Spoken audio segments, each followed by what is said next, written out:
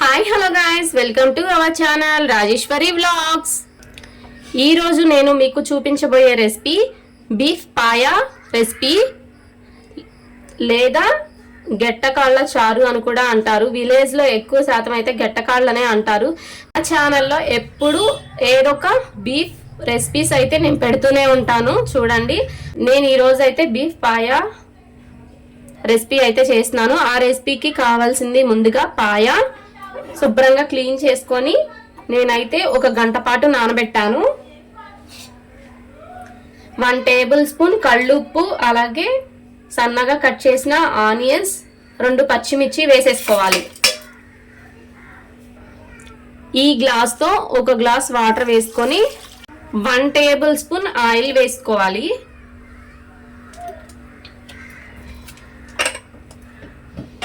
ఇప్పుడైతే 5 to 6 whistles వచ్చేంత వరకు పాయానైతే ఉడికించుకోవాలి.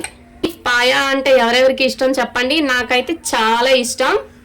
బీఫ్ పాయాలోకి స్పెషల్ ఇంగ్రీడియంట్స్ వచ్చేసి అల్లం, వెల్లుల్లి, ధనియాలు, జీలకర్ర, చెక్క, మిరియాలు, లవంగాలు, జాపత్రి. మిక్సీ జార్లోకి నేను చెప్పిన ఇంగ్రీడియంట్స్ అన్ని వేసేసుకోవాలి. నేనైతే కొద్దిగా స్పైసీగా చేసుకుంటున్నాను.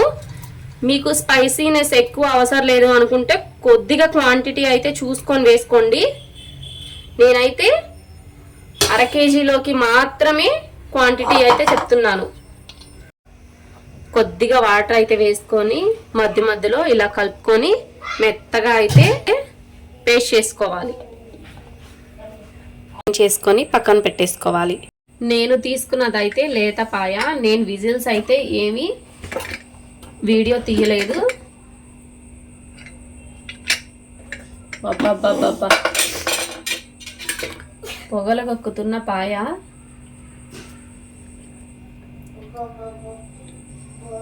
ఇప్పుడైతే మనం స్పోక్ స్పూన్తో ఇలా ఒకసారి గుచ్చితే ముక్క మెత్తగా ఉడికిందో లేదో మనకైతే తెలుస్తుంది.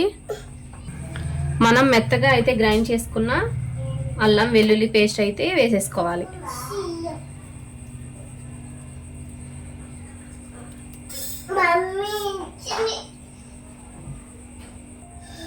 చిన్న సైజు టమాటాను కూడా వేసుకోవాలి. మీ టేస్ట్కి తగ్గట్టుగా. నేనైతే స్పైసెస్ ఎక్కువ తింటాను కాబట్టి కారం అయితే నేను కొద్దిగా ఎక్కువనే వేసుకుంటున్నా. 1 టేబుల్ స్పూన్ వేసుకుంటున్నాను. అది కూడా దినుసులు వేయకుండా పట్టించిన కారం. 1/2 టేబుల్ స్పూన్ పసుపు వేసుకోవాలి.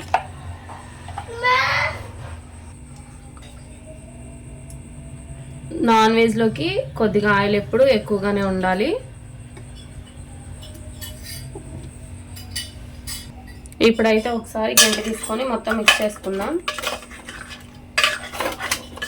ఈ బీఫ్ పాయాని మీరు ఎప్పుడైనా తిన్నారా?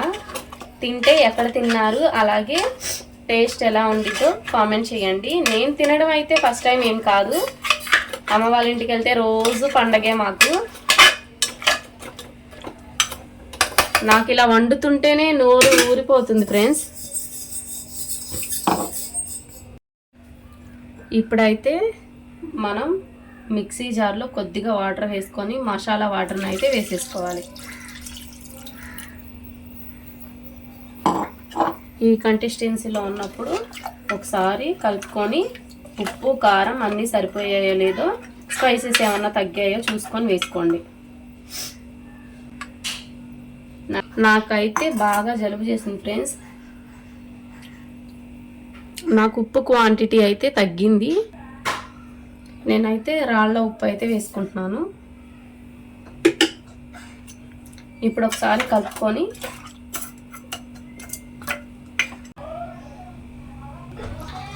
3 విజిల్స్ వచ్చేంత వరకు కుక్ చేసుకోవాలి.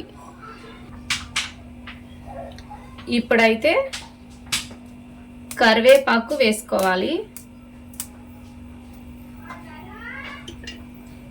కరివేపాకు వేసుకున్న తర్వాత ఒకసారి మొత్తం కలుపుకొని కొద్దిగా వాటర్ అయితే వేసుకోండి.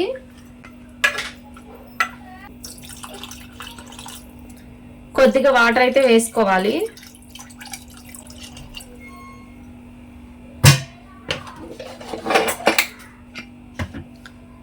ఇక్కడైతే కుక్కర్ మూత పెట్టేసుకొని 3 విజిల్స్ వచ్చే వరకు కుక్ చేసుకోవాలి. ఇక్కడ నేనైతే 3 విజిల్స్ వచ్చేసిన తర్వాత నేనైతే స్టవ్ ఆఫ్ చేసేసాను. బాబ్బా ఓపెన్ చెయ్యంగానే మంచి స్మెల్ గుమాయించి కొడుతుంది నోరంతా. ఎప్పుడెప్పుడు తినాలా అని. 1/2 టేబుల్ స్పూన్ కొబ్బరి పొడి వేసుకోండి. ఎందుకనంటే మనం అల్లం వెల్లుల్లి పేస్ట్ పట్టేటప్పుడు నేనైతే కొబ్బరి వేయలేదు. ఫైనల్గా కట్ చేసి పక్కన పెట్టుకున్న కొత్తిమీర పుదీనా వేసేసుకుంటే మన బీఫ్ పాయా రెసిపీ రెడీ అయిపోయినట్లే. గెట్టకాళ్ళ కర్రీ, బీఫ్ పాయా కర్రీ అయితే రెడీ అయిపోయినట్లే. ఈ ఫుల్ వీడియో మన ఛానల్లో అప్లోడ్ చేస్తాను చూడండి. బ్యాడ్ కామెంట్స్ మాత్రం చేయకండి.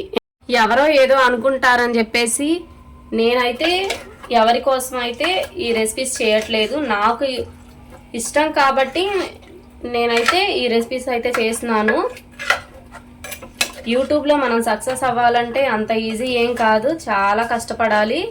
ఒక్కొక్క మెట్టు పైకి ఎక్కుతూనే ఉండాలి. కానీ వాళ్ళు ఎవరో ఏదో అన్నారు, వీళ్ళు ఎవరో ఏదో అన్నారు అని చెప్పేసి మాత్రం వీడియోస్ అయితే చేయకుండా మాత్రం నేనైతే ఉండను. నేనైతే మన ఛానల్లో రోజుకి 2 వీడియోలు చొప్పున అప్లోడ్ చేస్తాను. నేనైతే కొత్త బీఫ్ రెసిపీస్తో అయితే మీ ముందుకు వస్తాను. బీఫ్ రెసిపీస్ ఏమైనా కావాలి అనుకుంటే నాకు కామెంట్ చేయండి. ఈ ఫుల్ వీడియో మీకు నచ్చినట్లయితే like, share and subscribe to my channel Rajeshwari vlogs.